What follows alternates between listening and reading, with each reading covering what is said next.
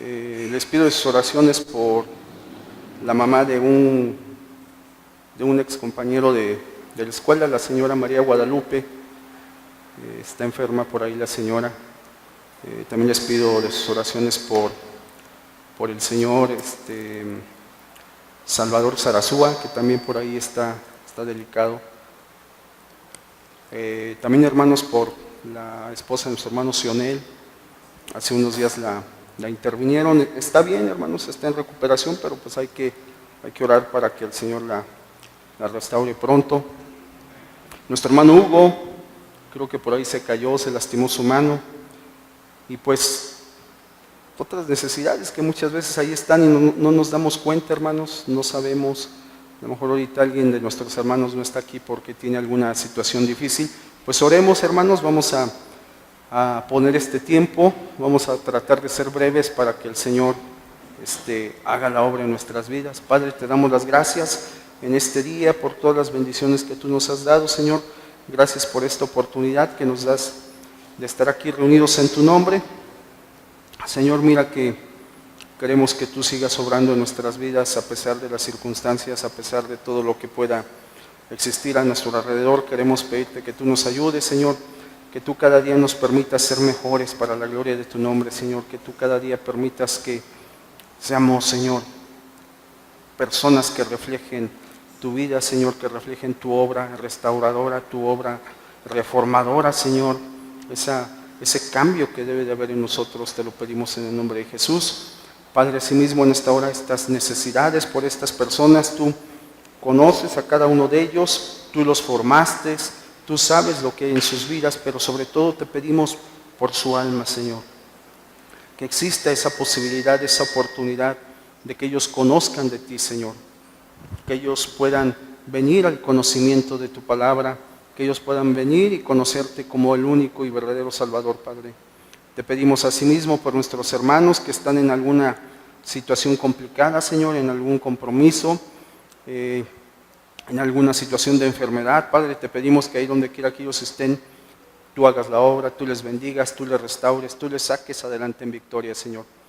Y asimismo, Padre, en esta hora, en el nombre de Jesús, ponemos tu palabra delante de ti, reconociendo que si tú no haces la obra, Señor, en vano es aquel que edifica, en vano es aquel que se esfuerza, en vano es aquel que puede tener todo el conocimiento si tú no obras en nuestras vidas, en nuestros corazones, Padre.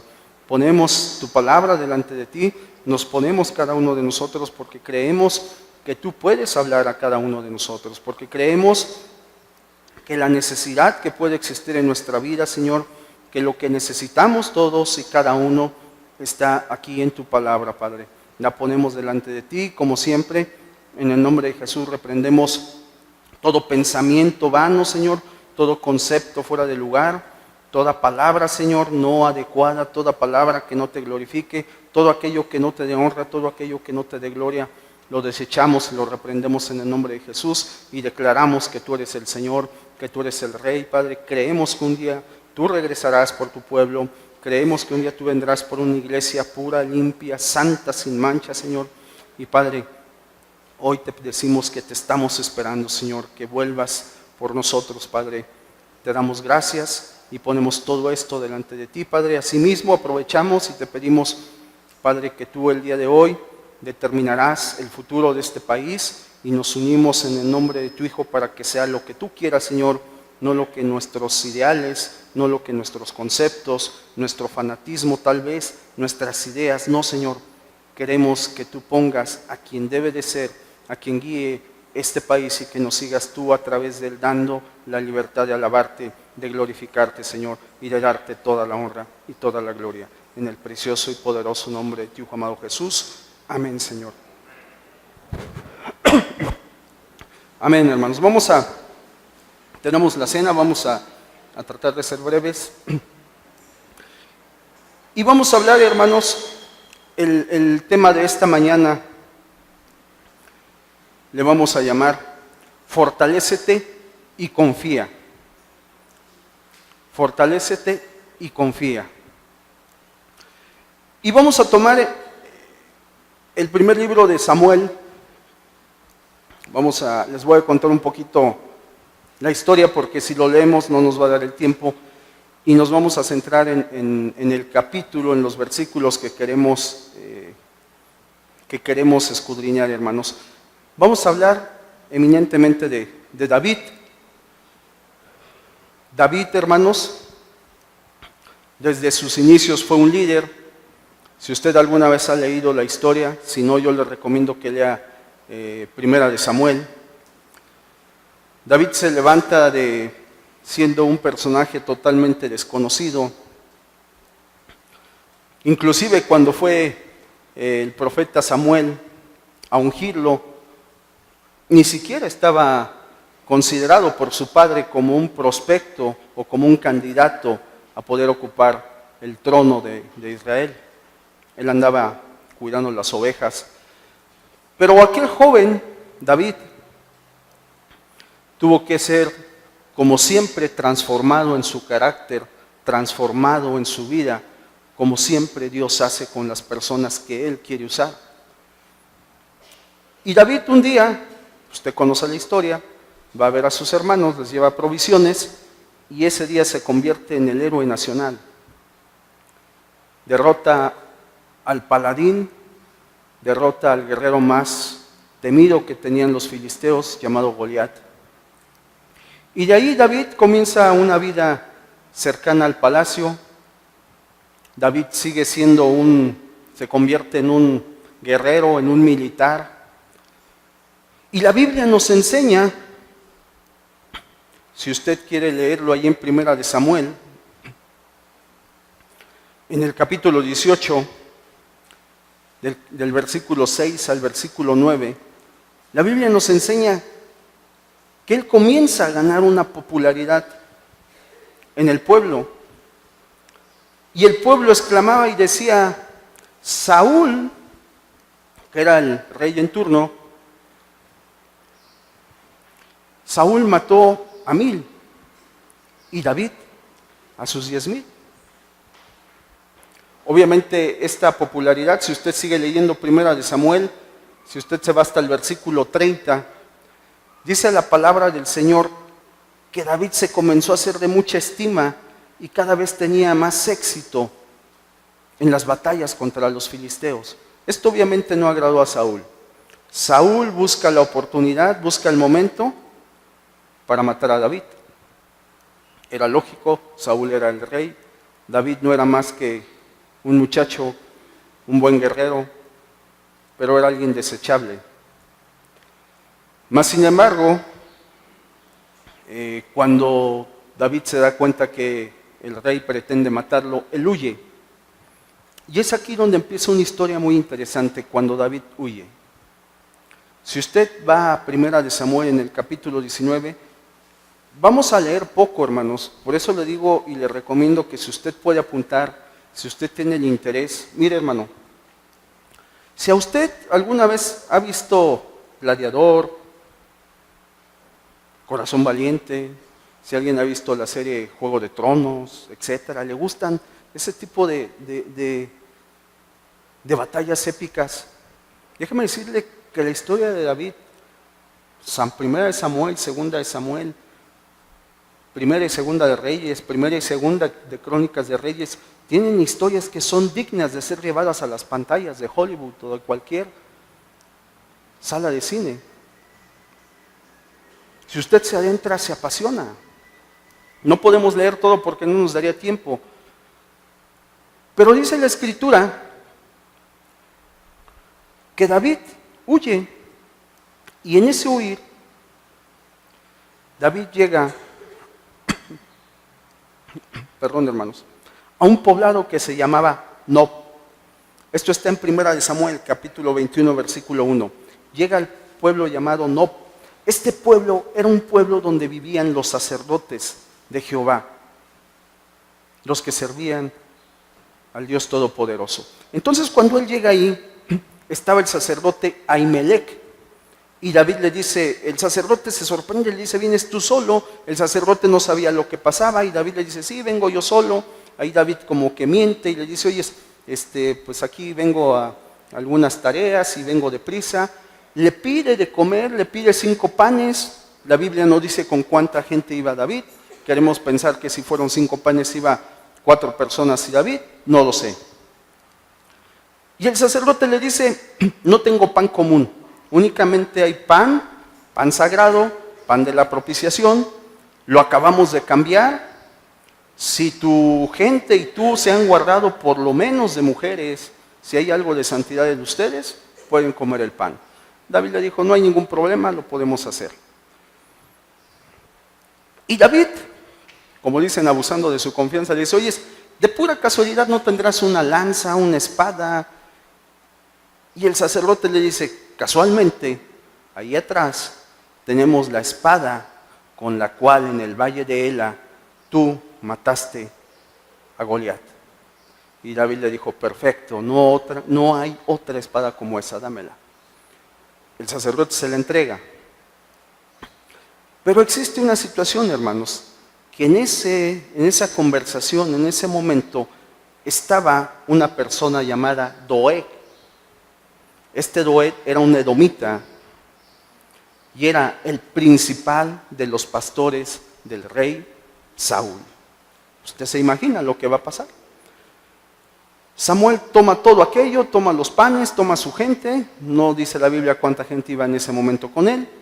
No debieron de ser muchos. Y se va. Y David de ahí hace algo muy atrevido, como él lo hacía. Se va a Gat.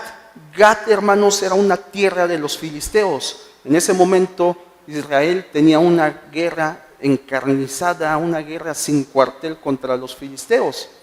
Y David se va con los filisteos. Y ahí en Gat estaba el rey Aquis. Y cuando llega David, obviamente aquí hay cosas importantes porque el Señor siempre da gracia a los hijos, a sus hijos. El rey no lo ve mal, nada. Pero la gente que rodeaba al rey le dice, oye, ¿no es este del que se dice Saúl mató a sus 1000 y David a sus 10,000? Entonces David tiene temor. Número 1, David era un ser humano tan común y tan corriente como usted y como yo. Tenía temor. Dice la Escritura que tuvo temor y que fingió locura. Dice que dejó que la saliva le escurriera por la boca y que escribía en las paredes. Se fingió que estaba loco porque tuvo temor y pensó, tal vez, me pueden matar, estoy en medio de mis enemigos.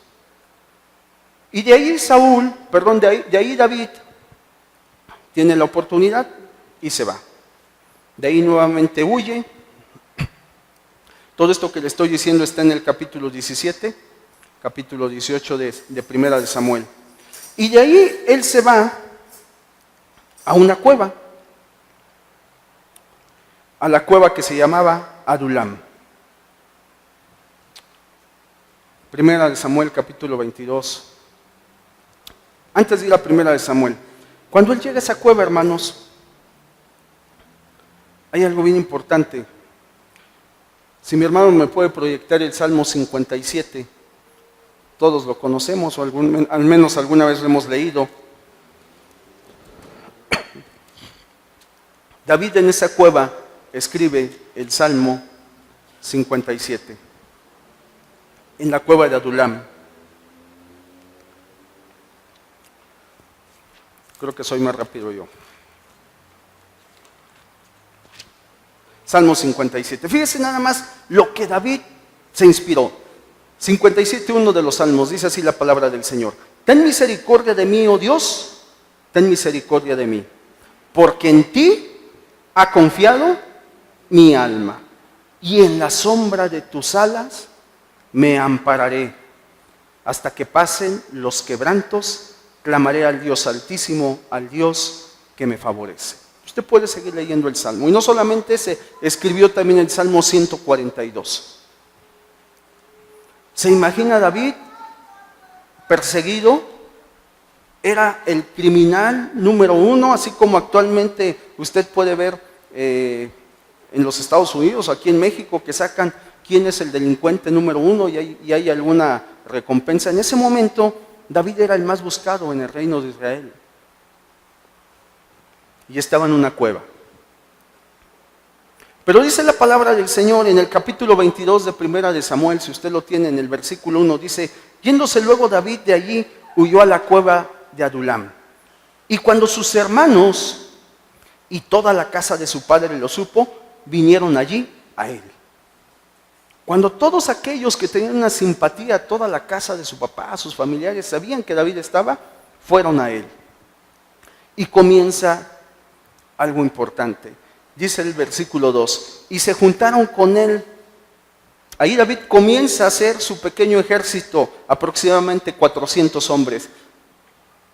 Y era el ejército, imagínense el ejército que tenía, fíjese, dice, y se juntaron todos los afligidos. Todos aquellos que en su vida había algún dolor, había alguna tristeza, había alguna amargura, todos aquellos que algo faltaba, llegaron ahí, afligidos. Sigue diciendo la palabra en el versículo 2, y todos los que estaban endeudados. Todos aquellos que seguramente habían perdido algo, tal vez su casa, sus propiedades, o debían, estaban ahí. Y finalmente dice la palabra, y todos los que se hallaban en amargura de espíritu, y fue hecho jefe de ellos, y tuvo consigo como 400 hombres. David comienza a tener su pequeño ejército. 400 hombres, no eran los mejores gladiadores, seguramente no eran los más entrenados, pero sí espiritualmente eran los más necesitados. Y Dios es a los que usa. Aquellos que no en sus fuerzas ni en sus capacidades hacen las cosas, sino aquellos que reconocemos que día a día necesitamos de la misericordia de Dios en nuestras vidas. No porque soy un estudiante exitoso, no porque soy un empresario sobresaliente, no porque soy el mejor de mi trabajo, no, porque día a día sé que necesito de la misericordia de Dios. Le voy a compartir algo que hace días un hermano me compartió. Este hermano tuvo la oportunidad de estar en una reunión con el presidente Trump y con varios secretarios de Estado. Y en esa reunión dice que pasaron a la hora del almuerzo, se sentaron a la mesa y dice que cerca de él estaba una de las secretarias de Estado y que cuando estaban en aquel compartiendo los alimentos, ella volteó y le dice: pastor, quiero pedirle de favor que me lleven sus oraciones porque yo necesito mucho de Dios en mi vida. Y el hermano decía: me sorprendió que la gente que está en uno de los gobiernos más poderosos del mundo, sino que es el más poderoso del mundo, reconozca la necesidad que tiene de Dios. ¿Cuántos de nosotros en nuestra vida tenemos éxito y tenemos la humildad de decir: Señor, a pesar de esto yo necesito cada día de ti en mi vida? ¿Cuántos, hermanos? Qué importante. Porque sabe, cuando somos hombres como esos, necesitados, con una amargura de espíritu, endeudados, buscamos de Dios. Pero cuando parece que todo va bien, cuando parece que no hay nada a nuestro alrededor que nos pueda impedir, ¿cuánto realmente podemos decir: Dios, necesito tanto de ti en mi vida? Y vamos a continuar, hermanos. Dice la palabra entonces, de ahí le voy a contar un poquito más porque quiero llegar al capítulo que nos interesa. De ahí, después de estar en esa cueva y de tener ese pequeño ejército, pues el rey Saúl se entera de que aquel sacerdote había ayudado a David.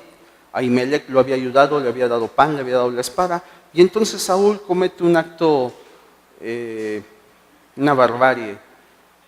Ordena matar a los sacerdotes de Jehová y matan 85 sacerdotes son muertos. No los matan los siervos o la gente de Saúl porque se niega, sino aquel mismo personaje, aquel mismo edomita llamado Doeg, es el que va y mata. Y no solamente eso, sino que van a la ciudad de Not, la cual era la ciudad de los sacerdotes, y a filo de espada mata hombres, niños, mujeres, niños aún de pecho son muertos, dice la escritura en 1 Samuel 22, 17 al 23, mata bueyes, asnos, ovejas, toma venganza, rey. Y si usted sigue leyendo, yo aquí le voy a recomendar que usted puede leer del capítulo 23 en adelante hasta el 27, lea todo 1 Samuel, emocionante y apasionante la historia y la palabra del Señor. Pero en medio de esa masacre, hay un hijo de este sacerdote, Ahimelech. Su hijo se llamaba Abiatar. Él logra huir y huye y alcanza a David. Y le cuenta a David todo, y David le dice, quédate conmigo, aquí no te va a pasar nada. Y forma parte de ese grupo de personas que seguían a David. Y si usted sigue leyendo, se va a dar cuenta que David tiene 2 oportunidades de matar a Saúl, que hay una enseñanza profunda en estas oportunidades que David dice algo que deja una enseñanza grande, léalo. Pero también Saúl en un momento logra tener sitiado a David y parecía que lo tenía en sus manos, mas sin embargo llegan y le dice su gente a Saúl, los filisteos, y como era importante la guerra, desiste y se olvida de David y se va a la guerra con los filisteos. Entonces David analiza y dice, bueno, ando de aquí, ando de allá, en algún momento, tarde o que temprano, Saúl me va a matar. Y David vuelve a tomar una decisión intrépida, loca, valiente, no sé, y vuelve a regresar, dice la escritura, si usted lee el capítulo 27, dice que él vuelve a Gat, la tierra de los filisteos, y vuelve a ir con aquel rey llamado Aquis. Para ese entonces, David ya no tenía 400, ya tenía 600 hombres en su ejército. Cuando David llega con Aquis, algo pasaba. Dios seguramente tocaba el corazón de este rey y daba gracia a David, porque David se atreve a decirle, necesito donde vivir. O sea, no solamente vengo yo que maté a tu guerrero más poderoso, yo que tú lo sabes, Saúl mató a 1000, David a sus 10,000, aquí estoy y necesito donde vivir. Entonces el rey Aquis, le dice, claro, te vamos a dar una ciudad para que te vayas a vivir. Y entonces David, con su ejército de 600 hombres, más aparte las esposas, los hijos, las hijas de esos 600 hombres, se van a vivir a una ciudad que se llamaba Siclac. Esa ciudad estaba en el territorio de Judá. En ese momento pertenecía a los filisteos. Y ahí se va, y ahí vive. Y ahora sí, hermanos, le voy a invitar a que nos vayamos al capítulo 29. Fíjese lo irónico de las cosas, cómo Dios actúa. ¿Sabe qué hizo Aquis? Se aproxima una batalla contra Israel, los filisteos contra Israel, y Aquis llama a David y le dice, David, necesito que seas mi escolta, que seas mi guardia personal, que tú me cuides. Si usted se regresa un poquito en el 28, capítulo 28 de 1 de Samuel, en el versículo 2, dice, y David respondió a Aquis, muy bien, tú sabrás lo que hará tu siervo. Y Aquis dijo a David, por tanto yo te constituiré guarda de mi persona durante toda mi vida. En pocas palabras, tú eres mi guardaespaldas, tú eres el que me va a cuidar. Qué chistoso, ¿no? Pero así era, la gracia de Dios en la vida de David. Y David se va con Aquis, dice la palabra que se lo llevan, van a la guerra, ahí en el capítulo 29 más adelante. Entonces cuando llega Aquis, estaban los demás príncipes de los filisteos y empiezan a pasar revista, empiezan a ver el ejército y se dan cuenta que con la gente de Aquis en la retaguardia estaba David con sus 600 hombres. Y entonces le dicen, pues, ¿qué es esto, no? ¿Por qué está él aquí? ¿No has considerado que cuando esté la batalla él puede traicionarnos y nos puede matar? Total, Aquis le dice a David, regrésate, no quieren que vayas, vuélvete a tu casa. Entonces David le dice a su gente, 600 hombres, vámonos. Capítulo 30. Y aquí, hermanos, le voy a pedir que le pida al Señor que Él nos ayude y nos dé enseñanza. Fíjese bien lo que pasa cuando David regresa. Dice el capítulo 30 de Primera de Samuel, en el versículo 1. Cuando David y sus hombres vinieron a Siclag al tercer día, los de Amalec habían invadido el Negev y a Siclag, y habían asolado a Siclag, y le habían prendido fuego. ¿Se imagina usted?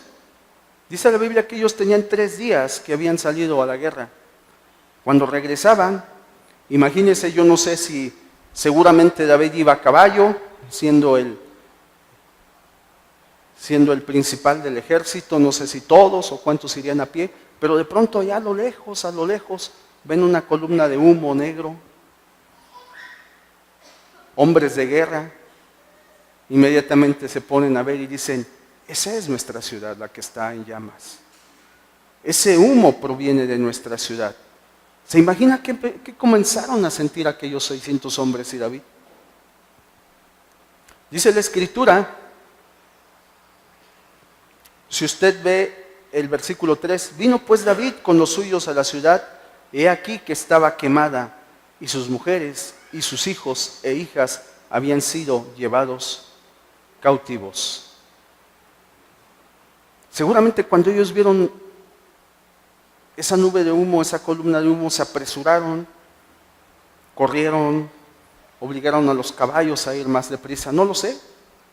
Y cuando llegan, imagínense lo que ven, casas quemadas, tiendas deshechas y todo vacío.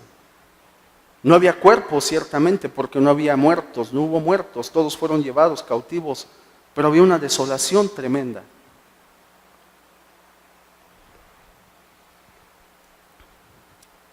Y dice la Escritura, versículo 4, entonces David y la gente que con él estaba, alzando su voz, lloraron hasta que les faltaron las fuerzas para llorar. Yo no sé si alguna vez usted ha llorado de esa manera, que ya no hay lágrimas, parece que las lágrimas se acabaron, que ya no hay fuerzas para un sollozo más. Parece que uno muchas veces quiere dormir y nunca despertar. ¿Qué sentirían aquellos hombres cuando dijeron, mis pequeños no están, mis hijas, mi esposa? ¿Qué pasa cuando usted o yo tal vez en la mañana recibimos esa notificación de algún juzgado en el que nos obligan a pagar algo que no tenemos, que no podemos? ¿Qué sucede cuando a nuestra puerta toca aquel que nos va a embargar? ¿Qué sucede cuando ahí en ese consultorio nos entregan unos resultados y el médico nos dice es fase terminal?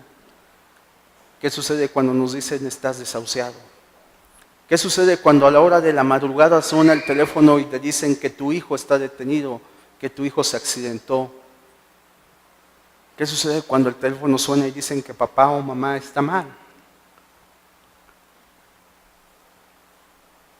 ¿Qué sucede cuando te das cuenta que aquel ser amado ha partido y no lo volveremos a ver más? ¿Cuántas veces hemos llorado? ¿Cuántos el día de hoy estamos a un paso de llorar de una forma que llegará el momento en que no tendremos más fuerzas para hacerlo? Dice la Escritura que estos hombres eran hombres guerreros, eran hombres que estaban acostumbrados a sacar su espada y sin ninguna misericordia quitar la vida a alguien más. Eran hombres que no tenían misericordia del enemigo. Eran hombres que saqueaban. Si usted lee más atrás, no lo estoy inventando, dice que ellos prácticamente se convirtieron, David se convirtió en un mercenario, porque ellos sitiaban algunos poblados y dice la Escritura que no dejaban vivo a nadie para que no le dijeran al rey Aquís. Eran hombres duros, pero a pesar de la dureza que podía haber en sus vidas, ellos lloraron de una manera tal que dice la Escritura que no había fuerza para poder seguir llorando. Yo no sé, hermanos, yo le puedo decir, anoche estuve en comunicación con este amigo, desesperado porque su mamá está muy grave. A lo mejor muchos de nosotros hoy estamos bien, qué bueno, pero a lo mejor muchos tenemos una necesidad, no sabemos lo que nos espera el día de mañana. Y David era parte de esos hombres. Dice la Escritura, en el versículo 5, las dos mujeres de David, Ahinoam, Jezreelita, y Abigail, la que fue mujer de Nabal de Carmel, también eran cautivas. Y el versículo 6, fíjese lo que dice la Escritura. David se angustió mucho porque el pueblo hablaba de apedrearlo, pues todo el pueblo estaba en amargura de alma, cada uno por sus hijos, por sus hijas.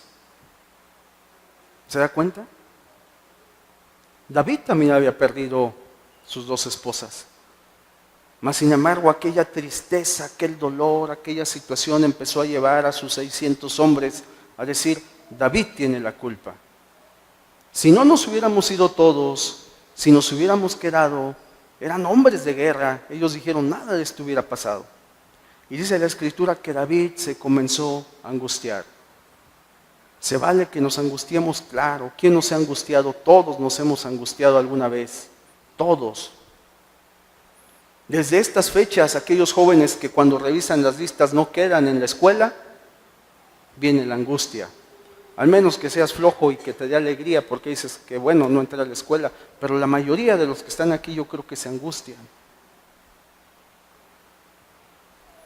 ¿Qué pasa cuando llegas temprano a tu trabajo y te dicen muchas gracias, estás despedido, pasa por tu liquidación? Claro que llega la angustia.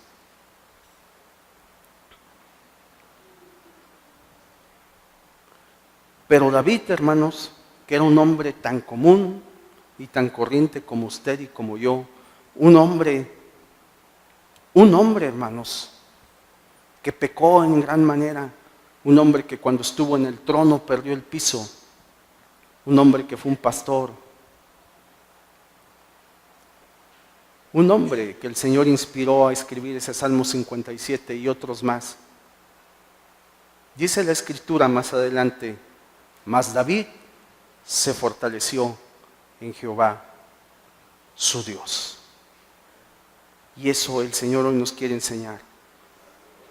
En lo que tú estés, fortalécete en Jehová, tu Dios.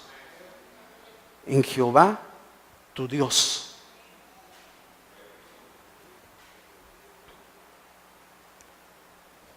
Fortalecerse, hermanos, la palabra fortalecerse significa sasak.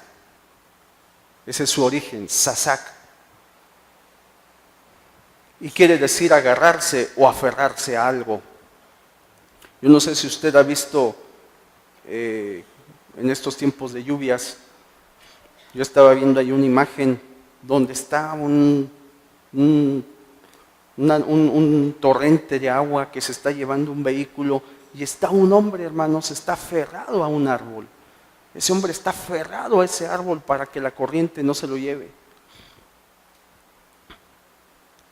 Así nos debemos de aferrar al Señor. Nosotros nos debemos de aferrar a la roca de nuestra salvación, a la roca inmovible que no puede, que no hay otro fundamento en el cual nosotros podemos ser salvos. Jesucristo, debemos de aferrarnos a ella. Pero ¿sabe, hermano? La pregunta es, ¿a qué nos aferramos? ¿A qué nos agarramos? Cuando esto, porque yo le estoy hablando cosas reales. Y no me dejará mentir, las llamadas telefónicas, lo que pasa, a todos nos sucede. ¿Cuántos no pasamos aquí y pedimos por el hijo, que ya no podemos con él? ¿Cuántos pedimos por nuestro matrimonio que está a punto de deshacerse? ¿Cuántos hemos pasado y hemos dicho, hermanos, estoy a punto de perder mi casa? Hermanos, no tengo un trabajo. Mi familiar o yo mismo estoy en una situación de enfermedad muy difícil. ¿Pero a qué me aferro, hermanos? ¿A qué me agarro yo en ese momento? Porque también tenemos que ser muy realistas. Cuando están las situaciones difíciles, muchos de nosotros ni nos acordamos de Dios. Muchos de nosotros ni siquiera tenemos la capacidad de poder orar por Dios. ¿Por qué? Porque fíjense lo que dice la palabra, que David, dice, mas David se fortaleció en Jehová, ¿qué? En Jehová su Dios. Si yo no conozco al Dios Jehová, jamás me podré agarrar a Él. Lo he escuchado, pero no lo conozco. Y entonces, hermanos, ¿a qué me aferro? Hay quienes nos aferramos a los vecinos y vamos y le contamos al vecino que tenemos un problema.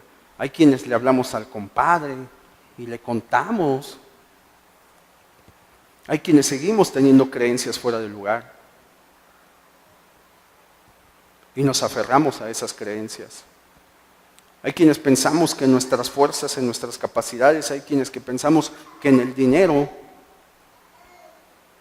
hay quienes pensamos que en los hombres. ¿A qué me debo de aferrar?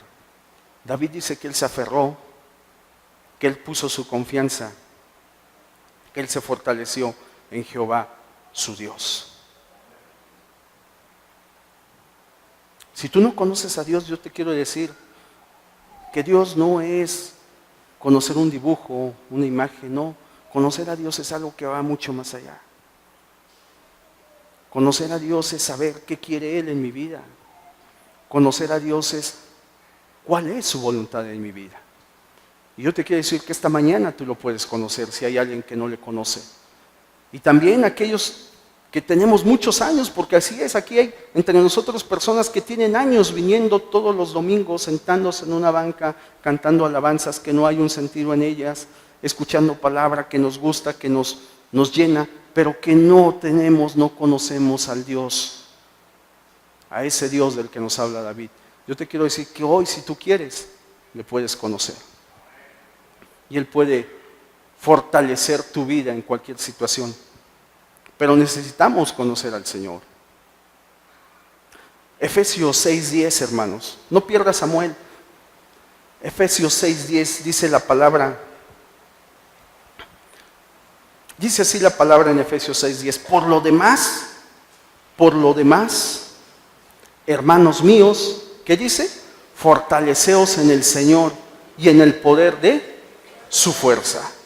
Fortalécete en el Señor. Por lo demás, hermanos míos, fortalécete en el Señor y en el poder de su fuerza. Y si usted sigue leyendo, le habla de la armadura de Dios. No lo vamos a tocar, no tenemos el tiempo, pero léalo. Pero fortalezcase en el Señor, en el poder de su fuerza. Primera de Pedro, capítulo 5, versículo 6. Dice la palabra así. ¿Lo tiene, hermanos? 5:6 de Primera de Pedro. Importante. Humillaos pues bajo la poderosa mano de Dios para que Él os exalte cuando fuere tiempo. Yo debo de ser humilde en la presencia del Señor, debo de ser humilde. Siempre debe haber humildad en mi vida. Y dice el 7, echando toda vuestra ansiedad sobre Él, porque Él tiene cuidado de nosotros. Echando toda nuestra ansiedad en Él, porque Él tiene cuidado de nosotros. Y aquí una de las preguntas que muchos nos hacemos, ¿y cómo he hecho esa ansiedad en el Señor? ¿Cómo puedo dejar de estar pensando en ese problema que me agobia? ¿Cómo puedo dejar de preocuparme? Volvemos a lo mismo, necesitas conocer al Dios que todo lo puede. Venir a la iglesia, déjeme decirle, hermano, que hoy a esta hora, casi 11:30 de la mañana, no solamente aquí, en muchas otras iglesias hay gente buscando a Dios. Y no solamente cristianos. Usted va a una iglesia católica, hay gente buscando a Dios. Pero ir a la iglesia no es conocer a Dios, es parte. Pero conocer a Dios es algo que va mucho más allá. Cuando conocemos a Dios, entonces entendemos que Él tiene cuidado de nosotros. Y entonces yo entiendo que a pesar de que esté ese río, ese torrente fuerte, si yo estoy agarrado a la roca de la salvación, no va a pasar nada en mi vida. Comienzo a conocer a Dios. Segunda de Samuel, donde estábamos, hermanos. Y fíjese lo que dice David. David se angustió, pero se fortaleció en el Señor, tomó valor y se animó como debe de ser. Y entonces, fíjese lo que dice el siguiente versículo. Dice el 7, y dijo David al sacerdote Abiatar, que era el hijo de Ahimelech, que había sobrevivido, dice, hijo de Ahimelech, yo te ruego que me acerques el efod. Y Abiatar le acercó el efod a David. El efod era parte de la vestimenta que usaban los sacerdotes para ministrar. Y entonces, dice la palabra, y David, aquí otra enseñanza, esta es la segunda enseñanza, hermanos. Y David consultó a Jehová. ¿Cuántos consultamos a Jehová?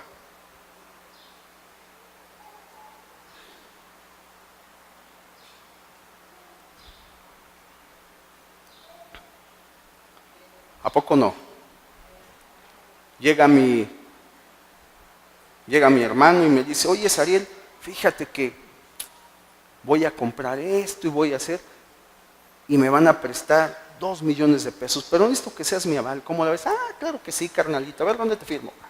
Ya.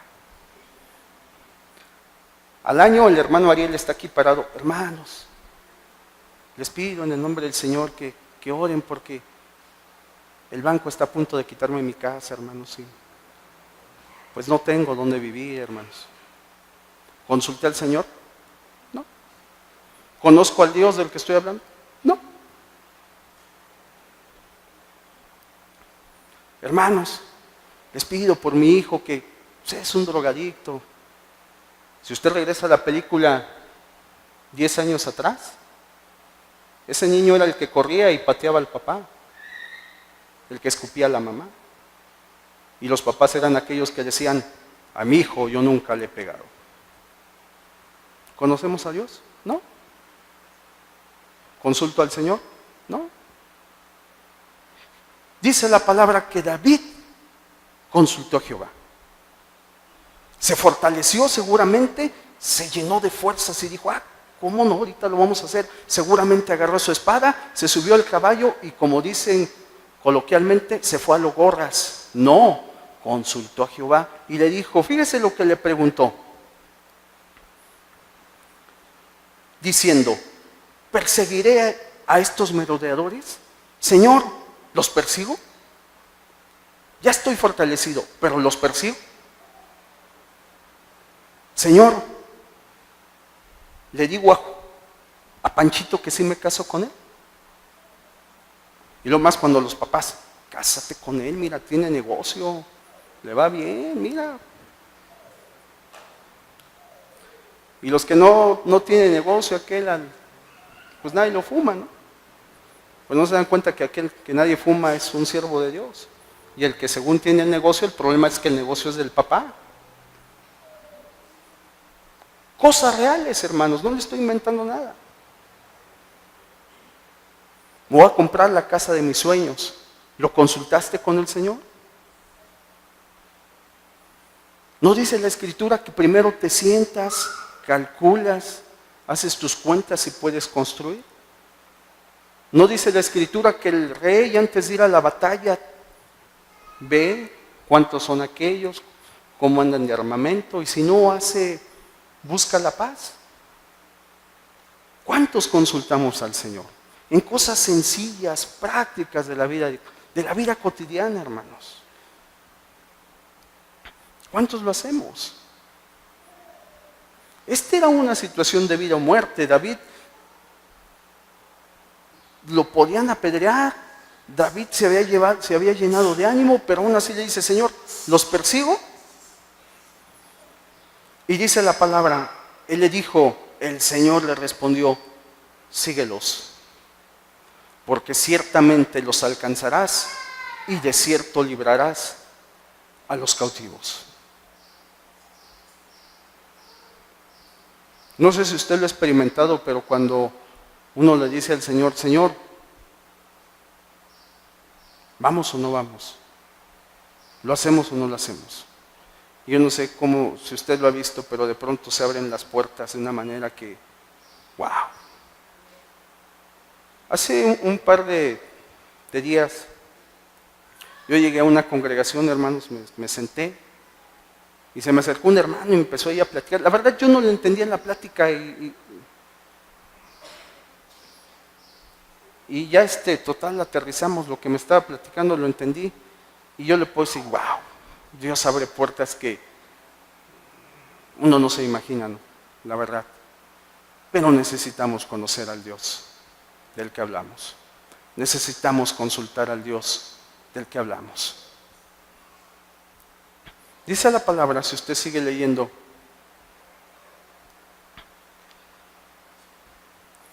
en el 9, y partió pues David, él y los 600 hombres que con él estaban, y llegaron hasta el torrente de Besor, donde se quedaron algunos. Y sigue contando la historia, hermanos.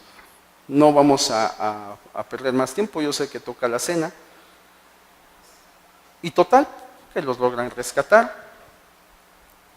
Pero la enseñanza es, hermanos, que yo me debo de fortalecer en mi Dios. ¿Cuántas veces no decimos: hermano, y no que sea mal, ora por mí? Claro que podemos orar, pero ¿cuántas veces, hermano, tú te has preguntado: ahora yo quiero que Dios me use, yo ya no quiero, no que no lo hagas, no sé si me explico, no que tú no pidas oración, no, pero que tú te puedas convertir en aquel hermano que alce su teléfono y digan: hermano, te pido que vengas a orar por mí? ¿Cuántos estamos dispuestos a eso? ¿Cuántos nos queremos fortalecer? Que de pronto suene tu teléfono y te digan: hermano, estoy en el hospital, ¿puedes venir a orar? Vamos a orar. ¿Cuántos queremos dejar de estar sentados en una banca? Pero necesitamos, ¿qué? Fortalecernos en el Señor y consultar al Señor. Yo hace mucho tiempo tengo este mensaje en mi corazón. Yo sé que si ahorita cuando preguntamos quién viene por primera vez, pues levanta la mano el que viene por primera vez. En ocasiones no la levanta, ¿no? Yo sé que es muy complicado si yo dijera: ¿cuántos de aquí tenemos años y no hemos aceptado a Jesús? Seguramente no lo haremos por muchas cosas, ¿no? Y no lo voy a hacer. Pero yo le quiero dar un mensaje a aquellos que tienen años sentados en una banca sin tener un compromiso con el Señor. Hoy, esta mañana, es tu día. Esta mañana Dios puede fortalecerte. Esta mañana tú puedes conocer a ese Dios del que tanto escuchas predicar. A lo mejor tú escuchas y te gusta. Porque déjame decirte que Saúl le encantaba cómo tocaba David. Pero Dios quiere algo diferente en tu vida. No quiere que te pases toda la vida sentado, sin levantar la mano, sin levantar estas láminas, y un día aquí públicamente digas: muero para el mundo y ahora vivo para Cristo. Porque el bautizo ciertamente nos salva, pero es un testimonio de que yo me comprometo a una vida diferente, a un compromiso de conocer al Dios de la gloria. Vamos a dar paso, hermanos. No sé si en esta mañana, número 1, alguien quiere aceptar a Jesús. Número 2, no sé si alguien tiene alguna necesidad de enfermedad, que quiere que oremos por usted. Y número 3, no sé si alguien, no sé, tienes un problema legal, tienes un problema con tus hijos, tienes un problema en tu matrimonio, que quieras que oremos por ti. Si hay alguien, está la invitación, y si no, no pasa nada, hermanos. Porque el Señor es bueno, hermanos, y el Señor tiene cuidado. Dice la palabra que Él tiene cuidado de nosotros.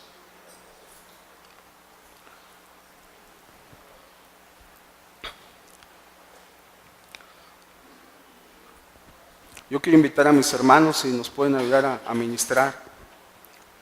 Yo quiero pedir que el que quiera sanidad, si nos podemos poner de este lado. Si alguien quiere aceptar a Jesús, aquí arriba. Y si alguien tiene algún otro problema, matrimonio, hijos, lo que sea, si nos podemos poner de este lado, hermanos, para que nos identifiquemos. Y yo quiero invitar a mis hermanos diáconos si nos ayudan a orar. Quiero invitar a mi hermano Jesús, pastor de nuestra congregación. No está mi hermano Alejandro, ¿verdad? Y quiero invitar a mi hermano Edgar si nos ministra también con algo en el piano. Y le quiero decir que no importa cuál sea la circunstancia, los médicos, los abogados, todos los que son profesionistas pueden decir algo, pero déjenme decirle que el Dios de la gloria es el que tiene la última palabra en la vida de cada uno de nosotros. Quiero invitar a mi hermano Jesús. Hermano Jesús, nos lleva en oración, hermano. Gracias, Señor. Aquí hay aceite, David, no sé, mi hermano David, ¿quién está por ahí de nuestros hermanos diáconos que nos puedan ayudar? Gracias, hermano.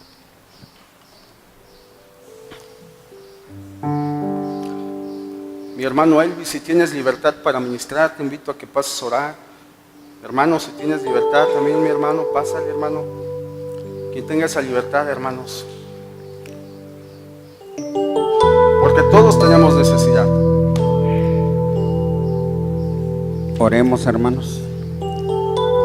Padre nuestro que estás en los cielos, santificado sea tu nombre, mi Señor amado.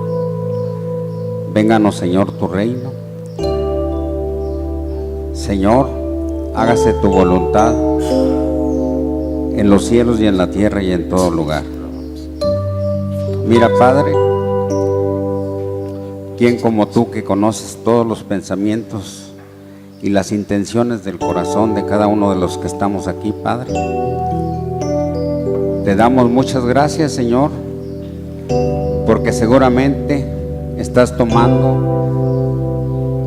estos conceptos, estos asuntos de cada uno de mis hermanos, estas necesidades, estas desnudeces, estas angustias, estas enfermedades, estos problemas generales. Padre de las misericordias, Jesucristo, Hijo del Altísimo, grandioso y precioso Espíritu Santo, ven, Padre, y haz esa maravilla en cada uno de mis hermanos, porque ellos aman tu nombre. Por eso están aquí presentes y estamos doblando, Señor, nuestras rodillas en señal de que tú estás, Señor, aquí con nosotros, y que solamente ante ti se doblará esas rodillas que tenemos, que nos has regalado, Padre. Bien, entonces bendice cada necesidad en el nombre de Jesús. Padre, que se cumpla tu preciosa palabra, que por tu llaga, Señor, mis hermanos, cualquiera de ellos que está enfermo de cualquier cosa, es libre y es sanado en el precioso nombre de tu Hijo amado Jesucristo. Padre de las misericordias, que por tu sangre preciosa derramada en la cruz del Calvario, tú arregles lo desarreglado, tú quites lo que no convenga en la vida de cada uno de mis hermanos, que tú le des en este momento la paz, la alegría el gozo, la fortaleza, la salud espiritual y salud física a cada uno de ellos. Mi Señor amado, reconocemos que tú y tu precioso Padre están trabajando hasta este día. Y te damos gracias por estas obras que estás realizando en este momento en cada uno de mis hermanos. Bendícelos, cúbrelos con tu sangre. No los dejes caer en tentación y líbralos del malo. Padre, gracias porque nos haces que confiemos en que tú harás conforme tu buena voluntad y nos darás la victoria en tu Hijo amado Jesucristo en cualquier asunto que en esta mañana se ha expuesto en este lugar. Amado Dios, que toda la gloria, que toda la honra sea tu santísimo nombre. Y la iglesia dice, amén. Gloria a Dios.